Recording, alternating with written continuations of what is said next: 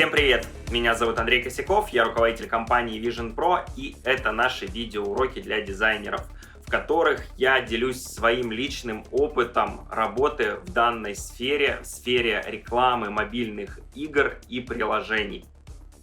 И это наш третий урок, в котором мы поговорим про типы креативов со стороны маркетинга. Как я говорил ранее, в первых уроках мы будем разбирать общие темы, будем разговаривать про то, что такое в принципе рекламный креатив и как он применяется, где он применяется, чтобы у вас было понимание вообще, с чем вы работаете и для чего вы это делаете.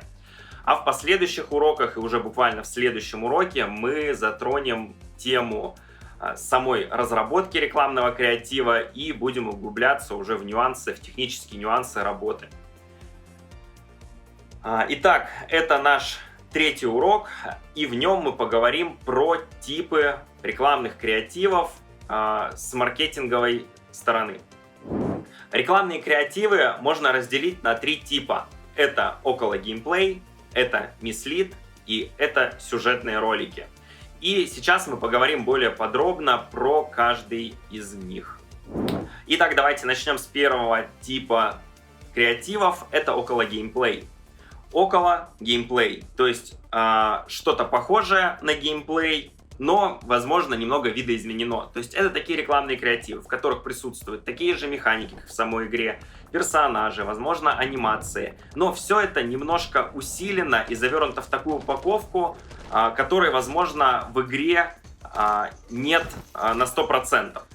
То есть около геймплей — это очень близкий к игровому процессу рекламный ролик, усиленный какими-то дополнительными механиками и эффектами. И теперь давайте поговорим про следующий тип, это мислид.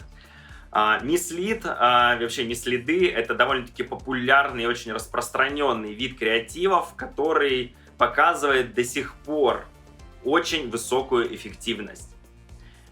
Мислид, то есть потеря главного, это ролики, такие ролики, где отсутствуют механики, игровые механики того предложения, которое мы рекламируем. Возможно, она полностью отличается от игрового процесса. То есть бывает такое, что у нас игра вообще текстовая, с картинками статичными, но при этом рекламный креатив показывает, где этот герой начинает бегать, собирать монетки, биться с боссами и так далее. Этого в игре вообще нет. И третий тип роликов — это сюжетные ролики. Здесь, я думаю, все понятно. Сюжетные ролики — это какая-то история, которая будет рассказывать аспекты нашего приложения, затрагивать нюансы нашего приложения. То есть, если это зомби-апокалипсис игра, значит, мы будем показывать ролики про зомби. Если это игра про самолеты, значит, это какое-то авиашоу. В данных роликах отсутствует геймплей, псевдогеймплей. То есть у нас нету руки, нету какого-то взаимодействия с объектами. Здесь мы просто придумываем и рассказываем очень интересную историю, которая должна зацепить зрителя и побудить его установить приложение.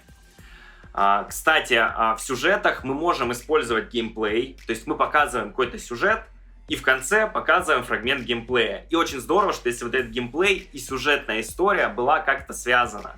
Тоже очень хорошее решение. Интрига, красивый анимационный ролик и потом чуть-чуть геймплея. Тоже работает.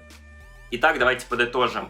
У нас есть три типа рекламных креативов. Около геймплей, то есть очень близкий к геймплею рекламный ролик.